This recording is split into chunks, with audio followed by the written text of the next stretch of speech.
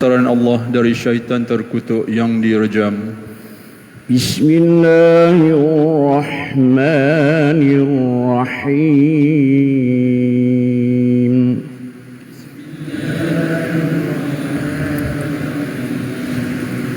Dengan nama Allah yang Maha Pemurah lagi Maha Penyayang. Yakfuru bima atainahum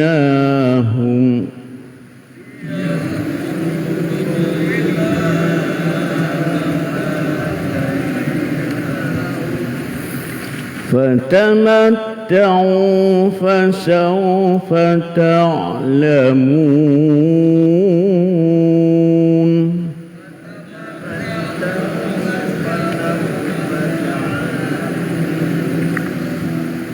Masih lagi dalam tajuk kemusyrikan menyebabkan manusia mengingkari nikmat Allah Subhanahu Wa Taala.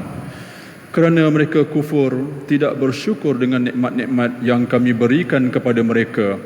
Oleh itu, bersenang-senanglah kamu dengan nikmat-nikmat itu untuk sementara hidup di dunia. Kemudian kamu akan mengetahui balasan buruk yang akan menimpa kamu. وَيَجْعَلُونَ لِمَا لَا يَعْلَمُونَ نَصِيبًا مِّمَّا رَزَقْنَاهُمْ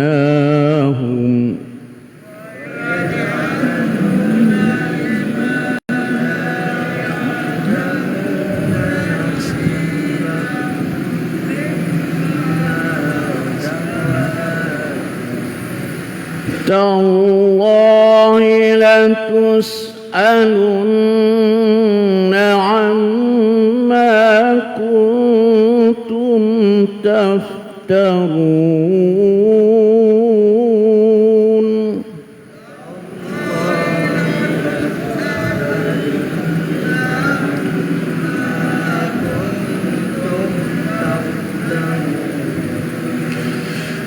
Dan mereka yang kafir itu menyediakan keperluan berhala-berhala yang mereka tidak ketahui kekuasaannya.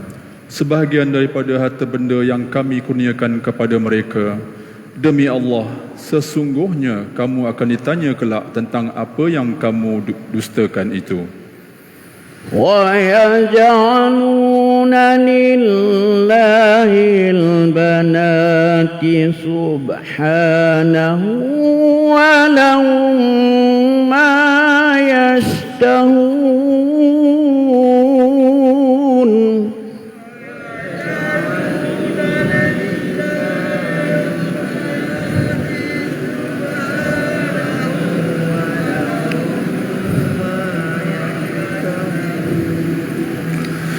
Fitnah orang musyrik terhadap Allah Subhanahu Wa Taala, dan mereka mengatakan Allah mempunyai anak-anak perempuan. Maha suci Dia, sedangkan bagi mereka pula apa yang mereka sukai, iaitu anak-anak lelaki. Wa idza busyira ahaduhum bil unsa dhalla wajhuhu muswaddan wa huwa kadhim.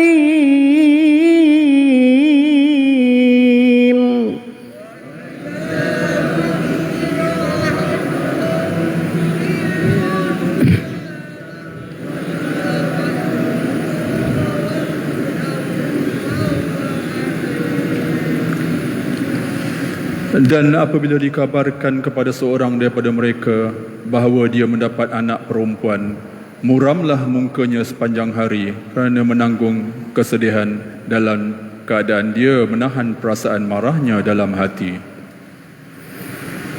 Yatawara minal qawmi min su'i ma busyira bih.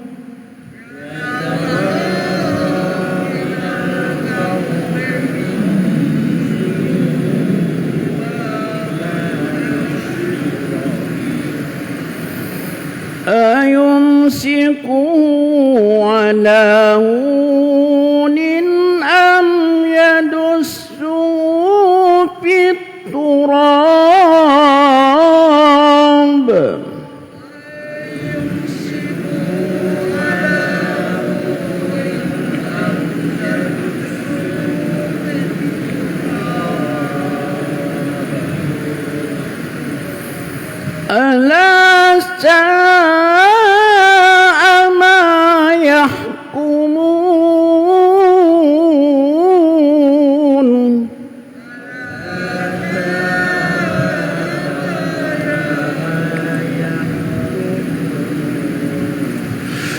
Dia bersembunyi daripada orang ramai kerana berasa malu disebabkan berita buruk yang disampaikan kepadanya tentang dia mendapat anak perempuan.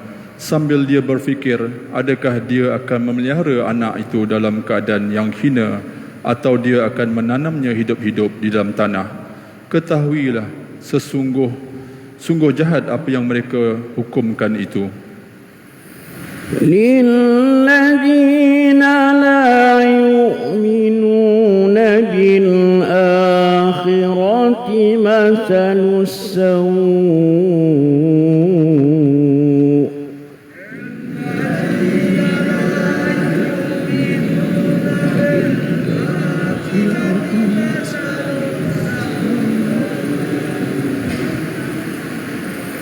ولله المثل الأعلى وهو عزيز الحكيم.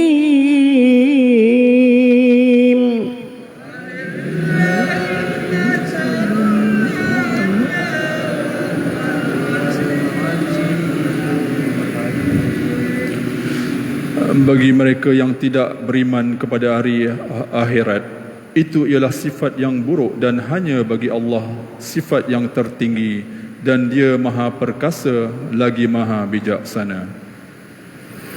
ولو يؤاخذ الله الناس بظلمهم ما ترك عليها من دابة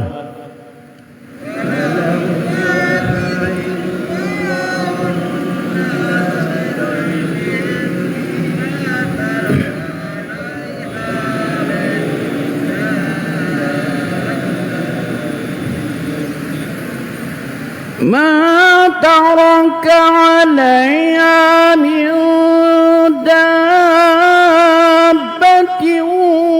ولكن يؤخرهم إلى أجل مسمى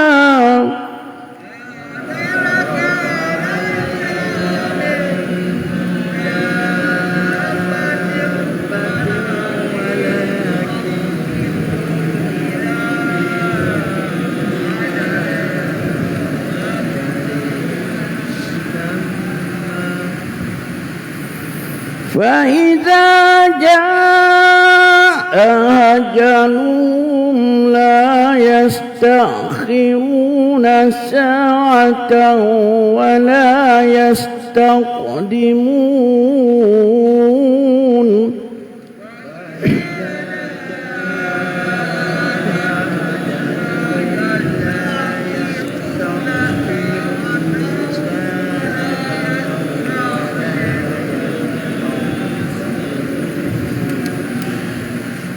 Dan sekiranya Allah menyeksa manusia disebabkan kezaliman mereka, tentulah Dia tidak membiarkan tinggal di muka bumi sesuatu makhluk yang bergerak pun. Akan tetapi Dia memberi tempoh kepada mereka hingga ke suatu masa yang tertentu. Kemudian apabila sampai tempoh mereka, tidak dapat mereka meminta dikemudiankan sesaat pun, dan tidak pula mereka akan dapat meminta didahulukan. ويجعلون لله ما يكرهون وتصف ألسنتهم الكذب أن لهم الحسنى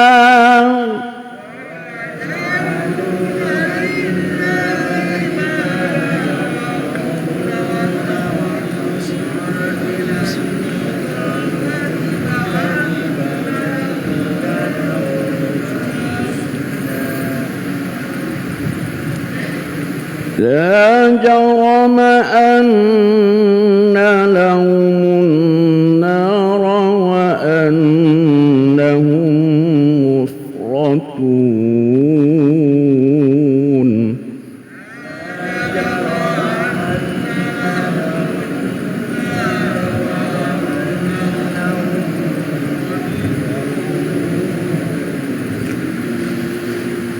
Dan mereka menetapkan bagi Allah apa yang mereka sendiri tidak menyukainya. Dalam pada itu, lidah mereka memperkatakan perkara yang dusta, kononnya bahawa mereka akan mendapat kesudahan yang baik di sisi Allah.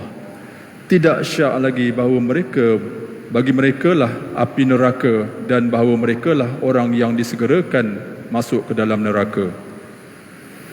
Tallahi laqad arsalna ila umamin min qablik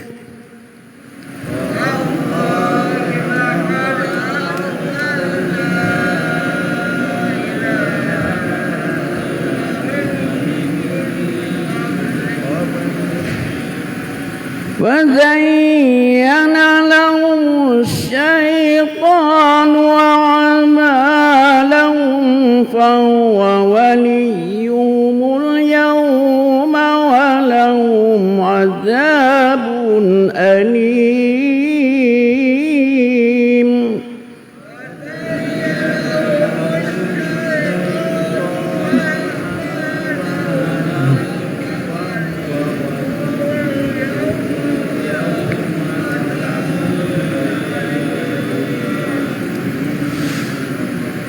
Demi Allah, sesungguhnya kami juga telah mengutuskan para rasul kepada umat-umat yang terdahulu daripadamu, wahai Muhammad.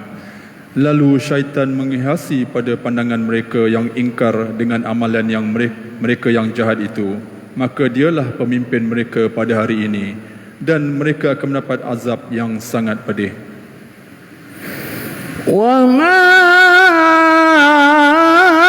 أنزلنا عليك الكتاب إلا لتبين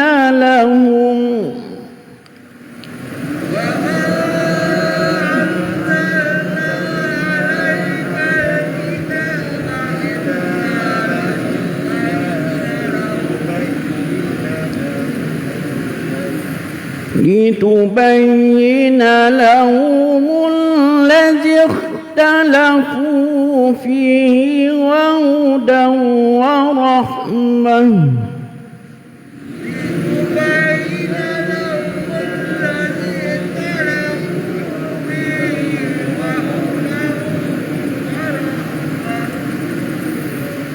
وهدى ورحمة لقوم يؤمنون.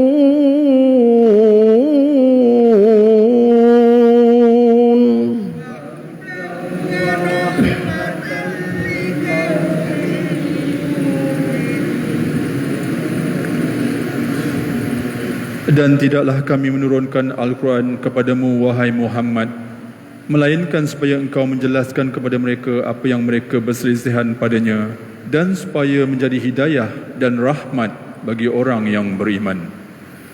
Sadaqallahul Azim.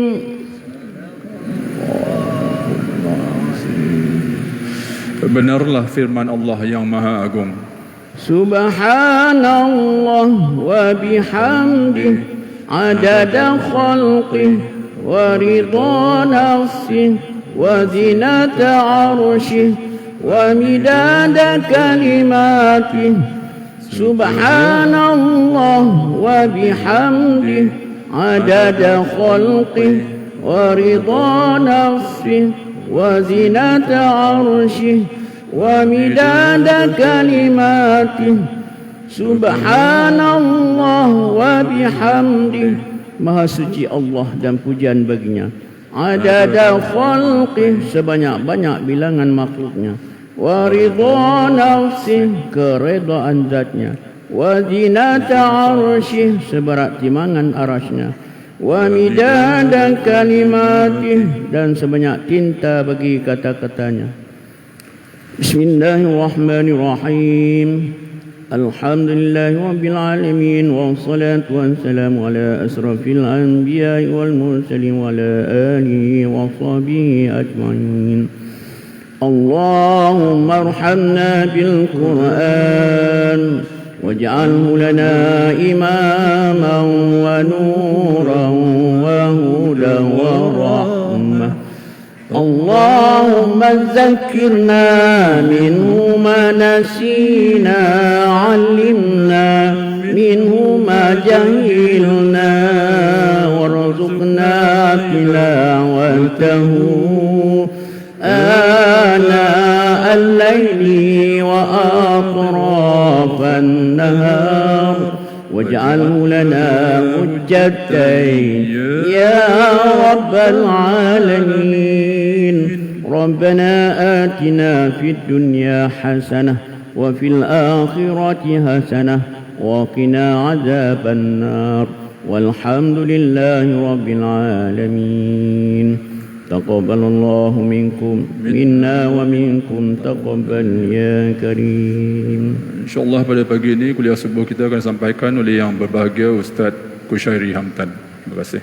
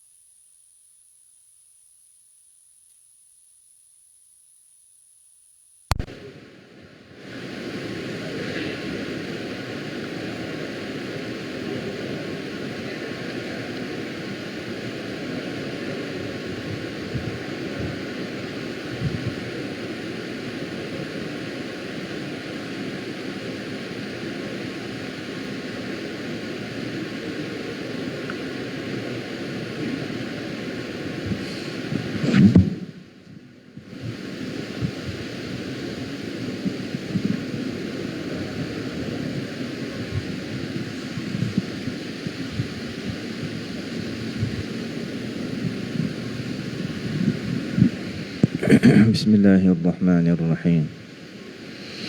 السلام عليكم ورحمة الله وبركاته.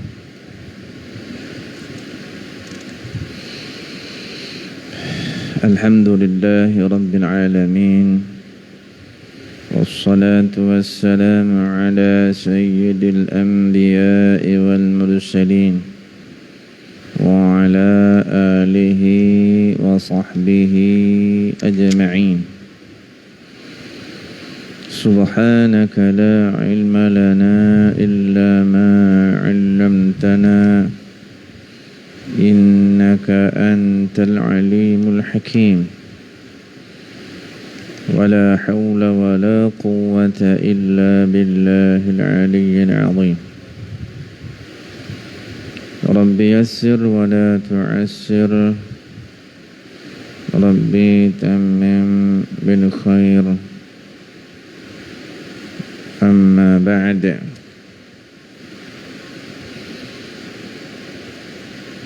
عن ابن عباس رضي الله تعالى عنهما قال: قال النبي صلى الله عليه وسلم: ألا أخبركم بشر الناس منزلا؟ قيل: نعم. قال صلى الله عليه وسلم الذي يسأل بالله ولا يعطي به رواه الإمام أحمد رحمه الله تعالى.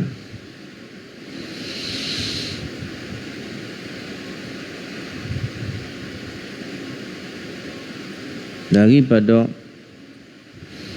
Ibnu Abbas radhiyallahu taala anhuma berkata, telah bersabda Nabi sallallahu alaihi wasallam, maukah aku beritahu kepada kamu seburuk-buruk kedudukan manusia? Maka menjawablah sahabat, iya.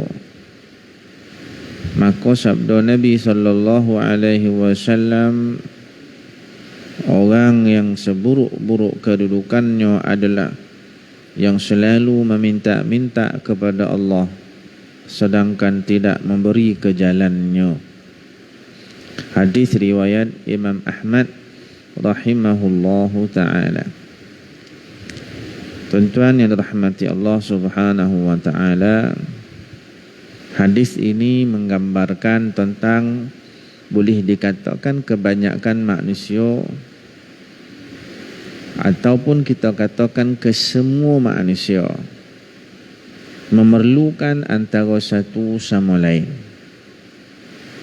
Sekaya mana dia, sebanyak mana harta, sehebat mana duit, sepandai mana keilmuan, dia tetap memerlukan manusia, kerana manusia itu tidak sempurna. Ada kelebihan satu sudut, kekurangan yang banyak dari sudut yang lain. Kalau dia merasa dirinya segala-gala ada dengan ukuran duit yang sebanyak-banyak, harta sehebat-hebat, bila sakit saja jumpa doktor, doktor pun kadang-kadang tak boleh nak menyelesaikan masalah penyakit. Itu kadang-kadang daripada kalangan kita dah berusaha macam-macam, duit berhabis-habis dah, beribu bahkan berjuta, kok duit banyak, pergi keluar negara tak selesai. Kadang-kadang jumpa ustaz seorang, jumpa baca Fatihah selesai. Itu mahal. Jadi sampai ke satu tahap sebahagian manusia tu tak ada siapa dia boleh menyerahkan diri dia, tak ada tompek dah dia nak mengadu, akhirnya Allah. Sehebat mana pun manusia, apalagi kalau macam jenis kita ni.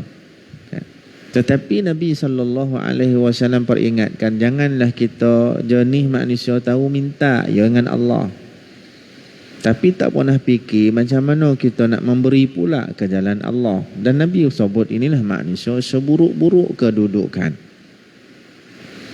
seburuk-buruk kehidupan. Orang yang tahu meminta-minta saja. Saya nak kongsikan dengan tuan-tuan satu cerita. Ada satu orang perempuan, dia kena penyakit.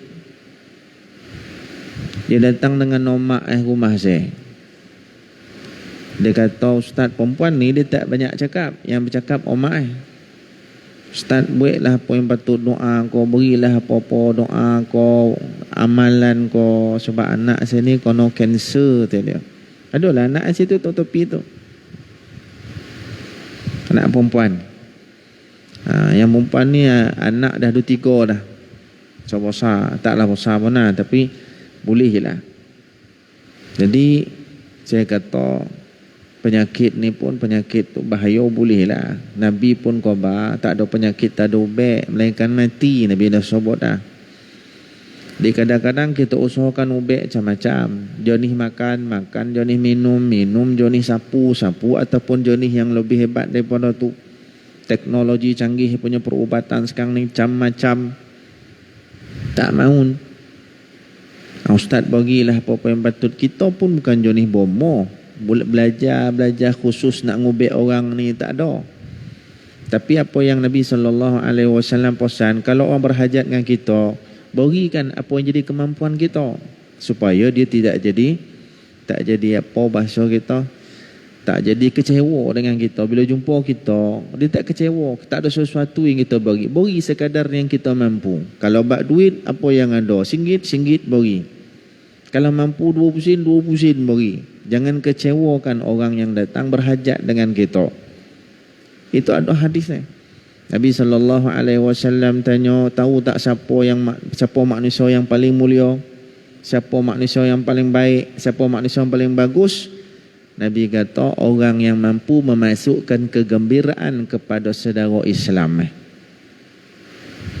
Jadi bila dah macam tu, kita pun baca lah apa yang patut kita boleh baca. Baca Fatihah macam tuan-tuan boleh baca tak? Sebab kita bukan jenis belajar untuk jenis-jenis itu. Nak ngubek-ngubek orang, tak ada. Tapi bila dah minta, kita pun pernah lah belajar sikit. Fatihah ni Nabi kata Fatihatul Kitab lima quri'at lah, atau kama qal. Fatihah ni kita bacakan dengan hajat apa, insya-Allah termakbul. Baca Fatihah, ada hadis baca apa lagi? Baca ayat-ayat syifa dalam Quran, baca salawat, baca. Dah habis, selesai. Pendek cerita. Lepas beberapa lama, saya tak ingat lah, minggu ke bulan ke, omak telefon kat saya. Jadi omak datang ni bertudung elok, anak datang bertudung, pakai baju kurung. Kan muka tu muka comel lah. Anak ni muka comel. Yo doktor khabar kanser. Kan. Jadi omak telefon saya.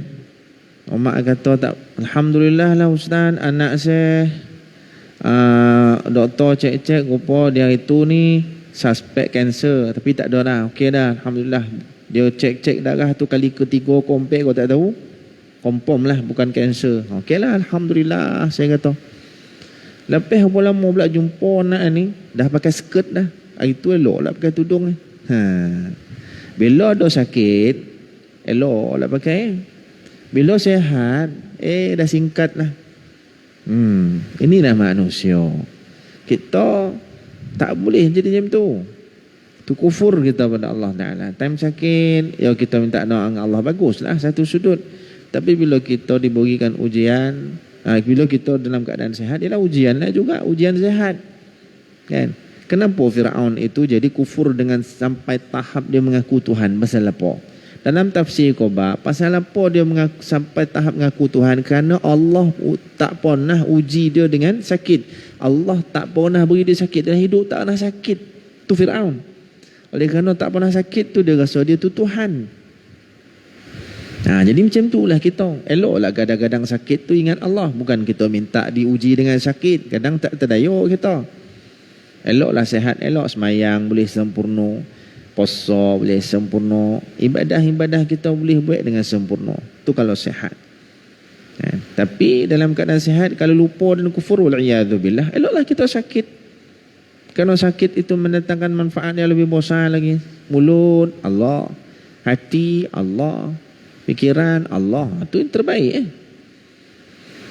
Jadi Nabi SAW ingatkan kita, seburuk-buruk manusia, kedudukan ni, dia tahu minta je. Minta dengan Allah, kan kita tak ada tangan, bagus, tak bagus. Kan? Tak lupa tu yang tak bagus . Dalam hadis ni, kau lupa dari sudut apa? Ni dari sudut pemberian. Kalau kita ada bahagian rota Allah Ta'ala beri lebih sikit, bersedekah lah. Hebatnya Nabi SAW menyebut, tasaddaqu fa innal bala la yatakhattaha. Bersedekahlah, badiru bisadaqah fa innal bala la yatakhattaha. Hendaklah kamu bersegera sedekah. Badiru, jangan tunggu-tunggu, benda ada, jangan tangguh-tangguh, bagi dia. Itu kata Nabi SAW. Apa maksudnya? Sebab dalam satu hadis Nabi kata apa? Bersedekahlah kamu, kerana nanti akan sampai satu zaman orang dah tak terima sedekah dah. Kan? La yajidu ahadun yataqabbalaha, atau kama qala. Kamu akan jumpa satu zaman, yang zaman tu kamu sedekah dah tak ada orang dah nak terima sedekah kamu.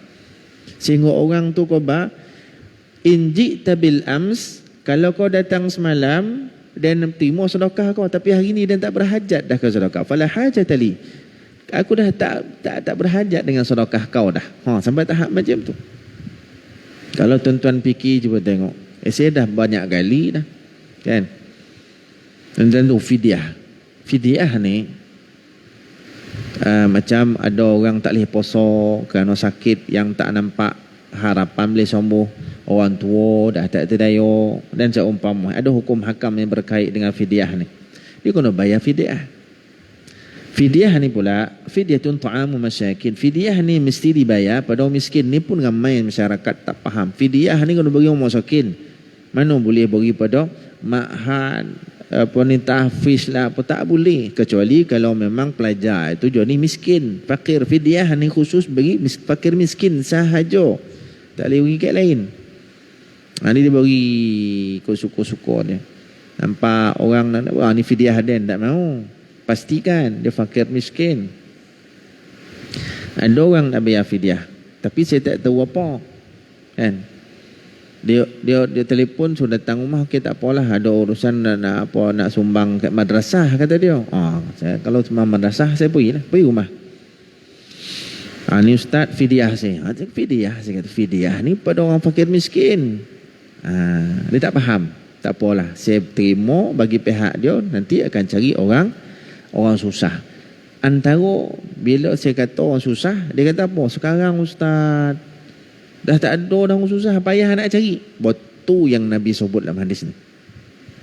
Nabi kata akan sampai satu zaman, kan, orang dah tak terima sedekah. Ini di antara maksud dia. Dah tak ada orang susah tu, dah tak jumpa. Bukan tak jumpa, ada. Orang fakir ada, tapi keliling-keliling kau dah tak ada nak bagi, dia tak nak. Dan bukan orang susah macam tu. Ada tak orang susah? Ada. Nabi kau bakal sampai satu zaman kau beri sedekah, orang tak ada nak terima lah sedekah kau. Tu memang jadi dah. Bukan makna tak ada orang susah, ada. Tapi bila kau beri, tak ada orang nak terima sedekah kau. Jadi zaman sekarang, tuan-tuan pun sendiri ada pengalaman tu. Taman kita duduk, ada orang susah, contoh. Walaupun mungkin ada, tapi kita tak mencari, ataupun mungkin kita tak tahu. Tapi bahasa kita tak ada dah. Jangan sampai macam tu. Lebih lagi lah bila dah sakit, telentang hati-hati hospital, agak-agak berapa hari nak meninggal pun nak sedekah. Nabi SAW khabar. Nabi kata apa? Orang yang bersedekah ketika kek-kek nak mati, umpama nak beri makan orang dah terlalu konyang dah. Beri makan orang dah konyang pun, dia boleh terima tapi tak makan konyang, ataupun mungkin dia tolak. Tak apalah, tak apa. Dan berilah orang lain, dia dah tak terayu dah, perut dah menonong dah, penuh nasi dah. Nabi khabar, sedekah masa kek-kek nak mati, sedekah dah tak terayu dah, badan dah tak terayu, itu macam beri makan orang dah konyang. Itu hadis Nabi. Sebab tu Nabi SAW ajar kita bersyukur, kan? Syukur tu antara dia beri pada seseorang, beri kepada siapa ni yang memerlukan. Itu dia antara bentuk syukur. Bahkan Nabi ajar kita, jangan kau kufur bila kau makan, jilat jari tu, jangan tinggalkan makanan, licinkan pinggan kau tu. Bahkan ada hadis jilat bokeh tu, ada tuan-tuan. Dalam hadis Nabi kata, man akala fi qas'atin falahisaha istaghfarat lahul qas'ah. Ni hadis. Nabi kata, barang siapa yang makan dalam satu bokeh, kemudian habis-habis makan dijilat bokeh tu akan mohonkan doa pengampunan untuk kau. Hadis Nabi, bokeh mendoakan kita. Dalam riwayat yang lain, Nabi SAW menyebut, man akala fi qas'ah thumma lahisaha taqulu lahul qas'ah Allahu a'taqakallahu kama a'taqakallahu minan nar kama a'taqtani minasy syaitan. Tu hadis. Nabi kata, barang siapa yang makan dalam satu bokeh, habis makan dijilat bokeh tu, maka berdoalah bokeh tu kepada dia, a'taqakallahu minan nar kama a'taqtani minasy syaitan. Allah membebaskan kau dari, mudah-mudahan Allah membebaskan kau daripada neraka seperti kau bebaskan aku daripada syaitan. Hadis yang lain, Nabi SAW bersabda, man akala fil qas'ah thumma, barang siapa yang makan dalam satu bokeh, kemudian makanan dalam bokeh itu terjatuh keluar, kemudian dia ambil dimakan, fa'akalaha, ambil dimakan. Bahasa kita apa? Remah. Bahasa kita ni remah. Remah tu atas meja lagi mana kawasan yang kita makan jatuh makanan tu bersih tu ambil. Kalau kita makan topi-topi jalan jatuh tu salah ambil kalau kotor. Ni makan kat rumah kita. Kalau nasi kita tu jatuh atas meja tu jangan dibuang. Nabi suruh kutip. Ambil makan masuk dalam mulut. Pernah ketika Nabi SAW pegang kurma, dia nak makan, terjatuh kurma tu atas pasir. Terjatuh. Nabi ambil, tiup. Ni makan. Macam tu. Syukur. Dan Nabi khabar, siapa yang makan man akala fil qas'ah, siapa yang makan dalam bokeh kemudian jatuh makanan di daripada bokeh, bahasa kita remah tadi ni, fa akalaha, kemudian dia makan daripada tu yang jatuh tu, Allah bagi dia 3 benda. Kan? Allah Ta'ala bagi dia 3 benda. Pertama, terbebas dia daripada penyakit sopak. Nombor 2, terbebas dia daripada penyakit kusta. Nombor 3, Allah bebaskan anaknya minal daripada penyakit apa bahasa kita, bodoh, hamqa. Hamqa, bongam lah bahasa kita senang. Kan? Amina minal baras wal judham wa surrif an waladihi al-humuq. Itu hadis ni. Allah bebaskan dia, Allah amankan dia daripada penyakit sapak, amina minal baras wal judham, daripada penyakit kusta, wa surrif an waladihi al-humuq. Allah bebaskan anak-anak jadi pada penyakit bongam. Tu. Itu namanya berkat. Apa kono-mengono yang kita buat daripada makanan yang jatuh pada remah tadi ni, kita makan, anak jadi terbebas daripada penyakit bongam. Itu namanya berkat. Anak tidur, kita yang makan, pek anak. Kan? Tapi janganlah kita terlebih cerdik, sebelum makan dibuat remah dulu. Itu kutip. Itu bukan nak cerdik, anak cerdik, apa bongam. Daripada kau jatuh-jatuh, baik kau telangkup tu ya teh kapet tu. Makan teh kapet. Jadi keberkatan ni benda yang kita tak nampak tu kadang-kadang. Barakah ni apa makna barakah? Ramai orang tak faham barakah ni apa. Al barakah az-ziyadah wan numu. Barakah ni maksud dia tambah dan tumbuh. Tambah dan tumbuh. Numu tu tumbuh. Ziyadah tu tambah. Kan? Itu makna barakah. Allah tambah apa?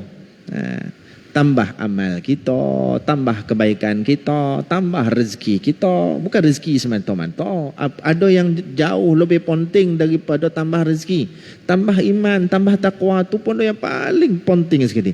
Itu yang Allah Ta'ala beri.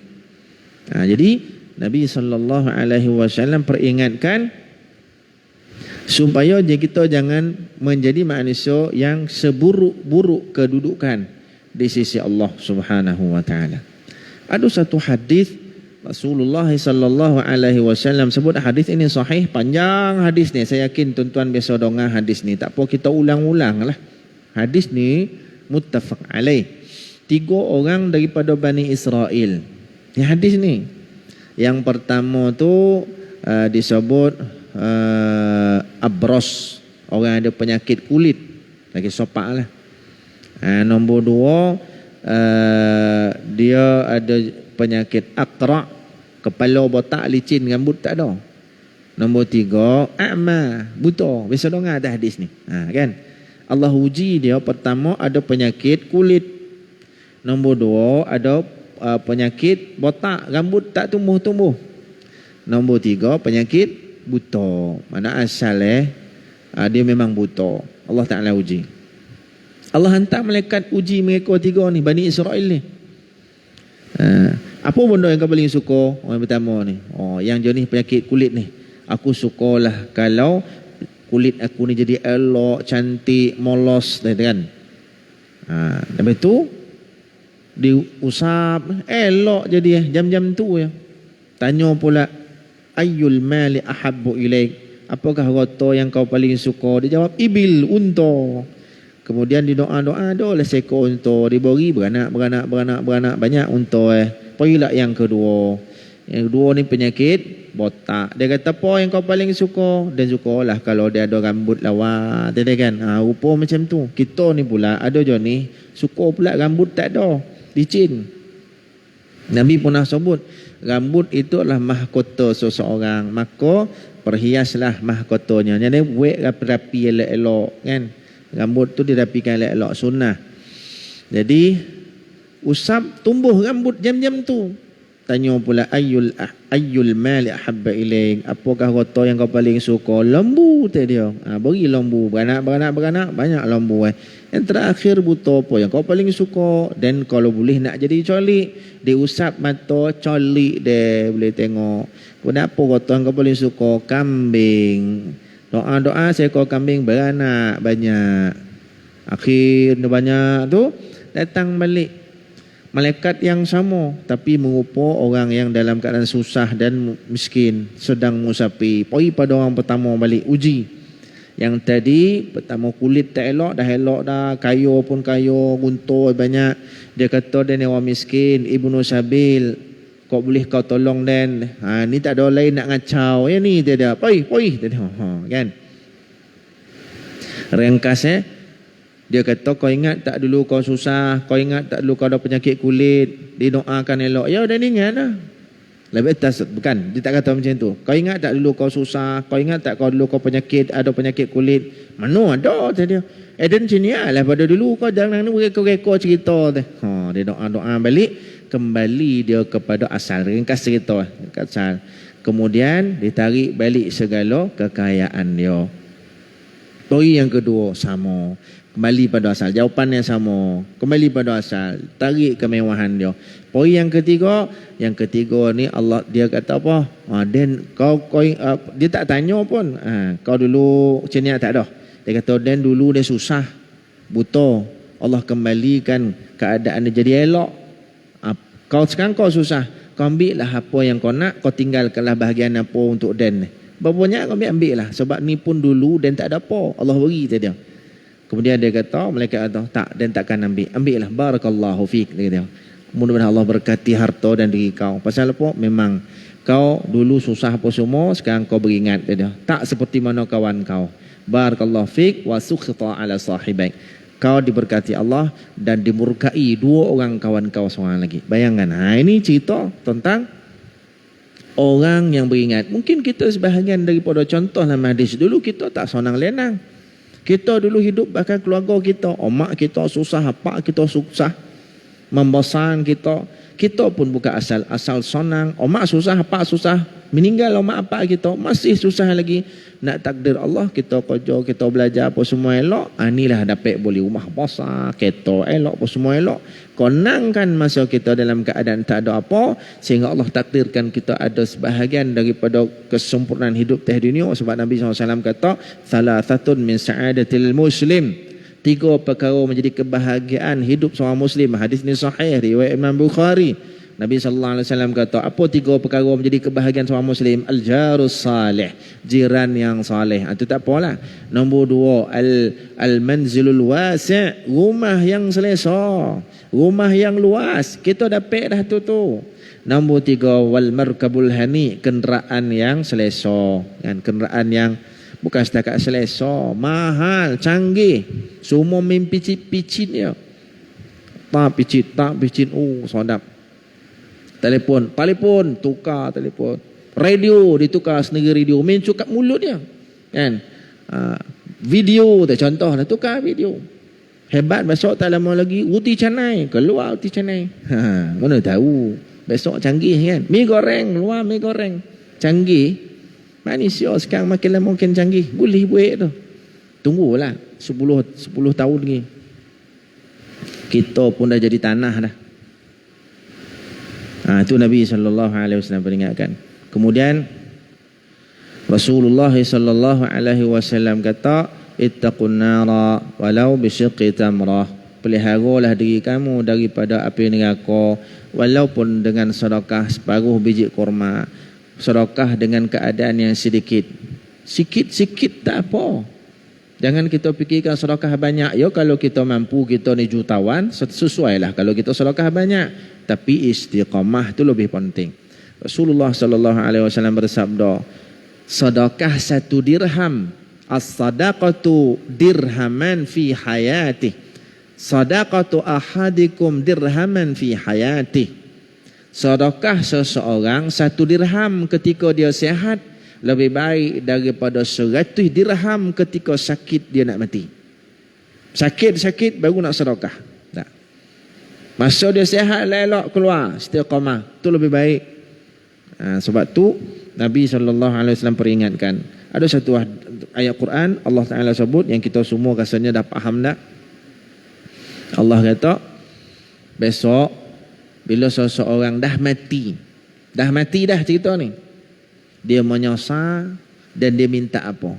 Dalam Quran manusia mati minta satu je. Dah mati dah. Kalau kita lalu kat kubur tu pun dia tu minta benda yang sama tu kat kita. Kan? Apa benda tuan-tuan? Manusia mati minta nak hidup balik. Dia tak ada benda tu. Yang dia minta yang paling mahal tu, yang dia minta tu, ya Allah berilah dia ni hidup balik walaupun sikit. Dan benda yang dia minta tu ada dengan kita. Benda yang dia minta tu ada dengan kita. Kalau kita tak ambil manfaat, macam itulah besok menyorit. Kan? Rabbi laula akhartani ila ajalin qarib, ya Allah berilah hidup walaupun kejap ya, fa asaddaq, untuk aku sedekah banyak. Dan kehidupan tu ada dengan kita. 1. Nombor 2, kita ada kemampuan untuk sedekah. 2 tu ada dengan kita. Yang tu diminta ada orang mati. Masa dia mati belum masuk tanah lagi, dia dah minta benda tu. Dia dah meraung-raung dah. Dia ni tengah koreh ni kat masjid, kita pakat sembahyang dengan dia. Tu dia dah minta dah. Masa tu dia minta. Bahkan kalau kita baca kitab Tazkirah Imam Qurtubi, masa mula-mula roh dia terpisah daripada jasad, masa tu dia dah minta dah. Belum mandi, belum kapan, belum apa, dia minta dah. Dan seterus dia minta sampai dia duduk dalam kubur. Sampai itulah dia minta. Sebab tu bila kita lalu tepi kubur, beri salam. Assalamualaikum ya ahla dari qaumil mu'minin antum sabiqun wa inna insyaallah ta'ala bikum la'iqun. Panjang sikit dia punya salam kat ahli kubur ni, kalau panjang banyak doa. Jangan assalamualaikum. Boleh ya, tapi takut menyaut dah. Kan? Bi panjang sikit. Kan? Itu permintaan salam sejahtera, tak kayak dia. Dia minta, dia nampak apa yang dia nak tu ada dengan kita. Kan? Siap kali lalu. Beri salam. Assalamualaikum, assalamualaikum, assalamualaikum. Supaya apa? Besok nanti kita pun akan diberikan doa sejahtera oleh orang hidup. Nabi SAW bersabda, Nabi kata, mal mayyitu fil qabri, mal mayyitu fi qabrihi illa kal ghariqil mutaghawwiz yantadhiru da'watan tulhiquhu min ummin aw abin aw akhin aw sadiq fa idza lahiqathu kana ahabba ilaihi min ad-dunya wa ma fiha. Nabi kata, sesungguhnya orang mati dalam kubur tidaklah mana-mana mayat yang telah mati berada di dalam kuburnya, yang setiap kali kita lalu kawasan kubur, ni Nabi khabar dia duduk dalam tu keadaannya macam mana? Kal ghariqil mutaghawwif, seumpama orang yang tengah tenggelam timbul dalam air. Mana dia tengah tenggelam timbul tu macam tu. Kal ghariq, orang yang tenggelam, al mutaghawwif, yang lameh. Apa makna tenggelam timbul tu? Yantadhiru da'watan tulhiquhu min ummin aw abin aw akhin aw sadiq, yang menunggu-nunggu doa daripada mak apa adik-beradik kawan-kawan tu yang ditunggu. Fa idza lahiqathu, apabila dapat dia doa tu, anak ai bagi, pak ai bagi dan sebagainya, kan ahabba ilaihi minad dunya wa ma fiha, itu lebih baik daripada dunia dan isi-isinya. Dia dalam tu. Betul, anak soleh penting. Nabi dah sebutkan masuk dalam kubur tu doa anak soleh. Allahumma ighfir lahu warhamhu, ya Allah ampunlah dia dan rahmatilah dia. Siapa sebut tu? Anak anak sebut jam-jam tu masuk dalam kubur elok togap macam tadi tenggelam timbul tengok, macam dapat pelampung lah, naik ke but macam mana, logo macam tu lah.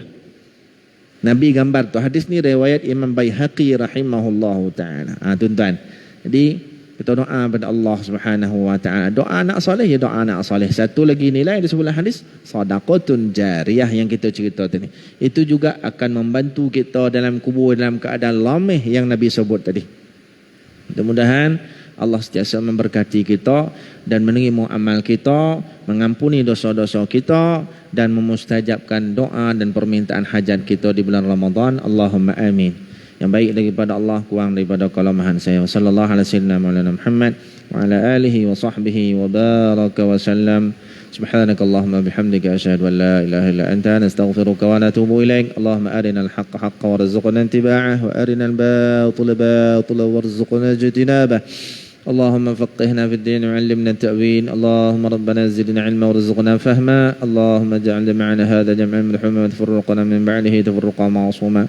وصلى الله على سيدنا مولانا محمد وعلى آله وصحبه وبارك وسلم والحمد لله رب العالمين. السلام عليكم ورحمة الله.